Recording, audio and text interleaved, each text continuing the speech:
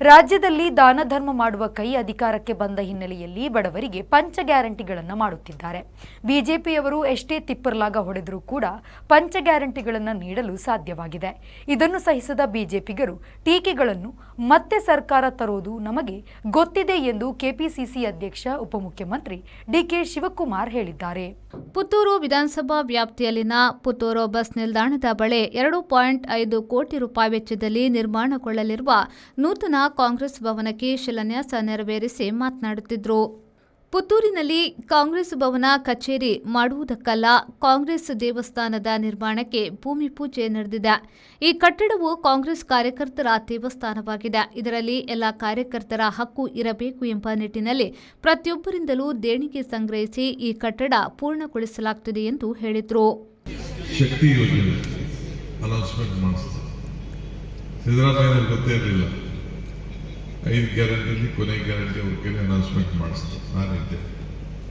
ಶಕ್ತಿ ಯೋಜನೆ ಆಮೇಲೆ ಅದನ್ನೇ ಮೊದಲನೇ ಗ್ಯಾರಂಟಿ ಅಂತ ತಂದು ಅದಾದ್ಮೇಲೆ ಲಾಸ್ಟಲ್ಲಿ ಹೇಳಿದ್ರೆ ನಾನು ಭಾಷಣ ಮಾಡುವ ಕಮಲ ಕೆರೆಯಲ್ಲಿದ್ದರೆ ಚಂದ, ತೆನೆ ಹೊಲದಲ್ಲಿದ್ದರೆ ಚಂದ, ಈ ದಾನ ಧರ್ಮ ಮಾಡುವ ಕೈ ಅಧಿಕಾರದಲ್ಲಿದ್ದರೆ ಮಾತ್ರ ಚಂದ ಅಂತ. ಈ ದಾನ ಧರ್ಮ ಮಾಡುವ ಕೈ ಅಧಿಕಾರದಲ್ಲಿದ್ದಕ್ಕೆ ಇವತ್ತು ಎಲ್ಲರ ಮನೆಗೂ ಕೂಡ ಈ 5 ಗ್ಯಾರಂಟಿಯನ್ನು ತಲುಪಿಸ್ತಾ ಇದ್ದೀವಿ.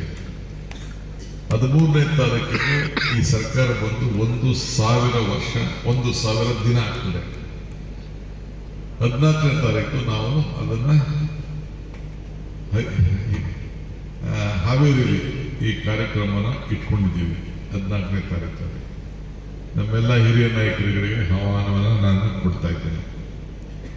ಇವತ್ತು ಒಂದು ಸರ್ಕಾರ, ನನ್ನ ಪಕ್ಷ ಈಗ ನನ್ನ ಅಸ್ಸಾಂಗೆ ಹಾಕಿದೆ. ಅಸ್ಸಾಂ ನಾಯಕರ ಹತ್ರ ಚರ್ಚೆ ಮಾಡ್ತಾರೆ. ಎಷ್ಟು ಜನ ಸುಳ್ಳು ಗೊತ್ತಿಲ್ಲ, ಹೋದ್ಮೇಲೆ ನನಗೆ ಗೊತ್ತಾಗ್ತದೆ. ಅವ್ರು ಹೇಳ್ತಾ ಇದ್ರು.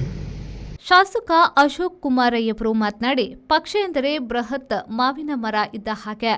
ಮಾವಿನ ಮರ ಕೆಲವರಿಗೆ ಹಣ್ಣು ಕೊಡುತ್ತದೆ, ಕೆಲವರಿಗೆ ನೆರಳು ಕೊಡುತ್ತದೆ. ಆದರೆ ಅದನ್ನು ಬೆಳೆಸುವ ಉಳಿಸುವ ಕೆಲಸ ನಮ್ಮದಾಗಿದೆ. ಯಾವುದೇ ಪ್ರಶ್ನೆ ಮಾಡುವುದಿದ್ರೂ ಪಕ್ಷ ಅಧಿಕಾರದಲ್ಲಿರಬೇಕು. ಅದರ ಜೊತೆಗೆ ಪಕ್ಷ ಬೆಳೆಯಲು ಶಿಸ್ತು ಬೇಕು. ಸೇವೆಯಿಂದ ಜನರ ಪ್ರೀತಿಯನ್ನ ಗಳಿಸಬೇಕು ಎಂದು ಹೇಳಿದರು. ಪಕ್ಷ ಅಂತ ಹೇಳಿದ್ರೆ ನಾನು ನಿಮ್ಮ ಹತ್ರ 1-2 ಮಾತು ಮಾಡಿ ನಾನು ಮುಗಿಸ್ತೀನಿ. ಪಕ್ಷ ಅಂತ ಹೇಳಿದ್ರೆ ಒಂದು ದೊಡ್ಡ ಮರ ಇದ್ದಾಗೆ ಬಂಧುಗಳೇ, ಕಾರ್ಯಕರ್ತರು ನಾವೆಲ್ಲ ಇದ್ದೇವೆ. ಪಕ್ಷದಲ್ಲಿ ವ್ಯತ್ಯಾಸಗಳು ಇದ್ದೇ ಇರ್ತದೆ. ಯಾವತ್ತು ನೋಡಿದ್ರು ಎಲ್ಲರನ್ನು ತಮ್ಮ ಕೈಯಲ್ಲಿ 5 ಬೆರಳುಗಳು ಸರಿ ಇಲ್ಲ. ಹಾಗೆ ಒಬ್ಬರು ಅಸಮಾಧಾನ, ನೀವು 10 ಕೆಲಸವನ್ನು ಮಾಡಿ 11ನೇ ಕೆಲಸವನ್ನು ಮಾಡಿದ್ರೆ ನಮಗೆ ಸ್ವಲ್ಪ ನಮಗೂ ಆಗ್ತದೆ. ನಾವು ಉಪಮುಖ್ಯಮಂತ್ರಿಯವ್ರ ಹತ್ರ ಮುಖ್ಯಮಂತ್ರಿಯವ್ರ ಹತ್ರ ಹೋಗಿ 10 ಕೆಲಸವನ್ನು ಎಲ್ಲ ಮಾಡಿರ್ತಾರೆ. ಒಂದು ಕೆಲಸಕ್ಕೆ ಇಲ್ಲ ಬಾ ನಾಳೆ ಬಾ ಅಂತ ಹೇಳಿದ ಕೂಡಲೇ ಅವತ್ತು ನಮಗೆ ಸ್ವಲ್ಪ ಅಸಮಾಧಾನ ಆಗ್ತದೆ. ಕಾರ್ಯಕರ್ತರಲ್ಲೂ ಕೂಡ ಹಾಗೆ, ಅದು ನಿಜ ಇರುವಂಥದ್ದು, ಇಡೀ ಪಕ್ಷದಲ್ಲಿ ಇರುವಂಥದ್ದು. ನಾವು ಅದನ್ನೆಲ್ಲ ಮರ, ಒಂದು ದೊಡ್ಡ ಮಾವಿನ ಮರ ಹೇಗೆ ಬೆಳೀತದೆ, ಅದರಲ್ಲಿ ಹಣ್ಣುಗಳನ್ನು ತಿಂತೇವೆ ನಾವು, ಪಕ್ಷಿಗಳು ತಿಂತೇವೆ. ಆನಂತರ ಕೆಲವರಿಗೆ ಹಣ್ಣು ಸಿಗ್ತದೆ, ಕೆಲವರಿಗೆ ನೆರಳು ಸಿಗ್ತದೆ, ಕೆಲವರಿಗೆ ಒಂದೊಂದು ವಿಚಾರಗಳು ಅದರಲ್ಲಿ ನೆರಳು. ಅದಕ್ಕೆ ಪಕ್ಷ ಅಂತ ಹೇಳಿದ್ರೆ ಅದು ದೊಡ್ಡ ಮರ. ಆ ಹಣ್ಣು ನಾವು ತಿನ್ನಬೇಕಾಗ್ತದೆ, ನೆರಳನ್ನು ಪಡಬೇಕಾಗ್ತದೆ. ಹಾಗೆ ನಾವು ಅದನ್ನು ಬೆಳೆಸುವಂಥ ಕೆಲಸವನ್ನು ನಾವು ಮಾಡಬೇಕು.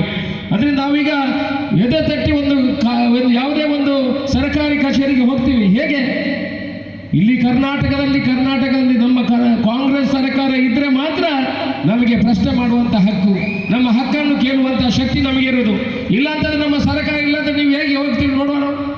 ಅಲ್ಲಿ ತಾಲೂಕು ಆಫೀಸ್ಗೆ ಹೋಗುವ ನಮ್ಮ ಕೈ ಕೆಳಗಡೆ ಅರ್ಧ ಫೀಟ್ ಕೆಳಗೆ ಹೋಗಿರ್ತದೆ. ಈಗ ಹೇಗೆ ಹೋಗ್ತೀವಿ?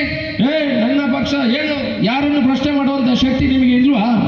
ಈ ಸಂದರ್ಭದಲ್ಲಿ ಮಾಜಿ ಸಚಿವರಾದ ವಿನಯ್ ಕುಮಾರ್ ಸೊರಕೆ, ರಮಾನಾಥ್ ರೈ, ಕೆಪಿಸಿಸಿ ಕಾರ್ಯದರ್ಶಿ ಎಂಎಸ್ ಮೊಹಮ್ಮದ್, ಕೆಪಿಸಿಸಿ ಸಂಯೋಜಕ ಕಾವು ಹೇಮನಾಥ್ ಶೆಟ್ಟಿ, ದಕ್ಷಿಣ ಕನ್ನಡ ಜಿಲ್ಲಾ ಕಾಂಗ್ರೆಸ್ ಸಮಿತಿ ಅಧ್ಯಕ್ಷರಾದ ಹರೀಶ್ ಕುಮಾರ್, ಕೆಪಿಸಿಸಿ ಪ್ರಧಾನ ಕಾರ್ಯದರ್ಶಿ ಇನಾಯತ್ ಅಲಿ, ಉಪ್ಪಿನಂಗಡಿ ಬ್ಲಾಕ್ ಅಧ್ಯಕ್ಷ ಯುಟಿ ತೌಸಿಫ್, ಪಕ್ಷದ ಪ್ರಮುಖರಾದ ಉಷಾ ಅಂಚನ್, ಮೊಹಮ್ಮದ್ ಅಲಿ, ಅಮಳ ರಾಮಚಂದ್ರ, ಅಬ್ದುಲ್ ರೆಹಮಾನ್, ಆಜಾದ್, ಜೋಕಿಮ್ ಡಿಸೋಸಾ, ಫಾರೂಕ್ ಪೆರ್ನೆ ಸೇರಿದಂತೆ ಮೊದಲಾದವರು ಉಪಸ್ಥಿತರಿದ್ದರು.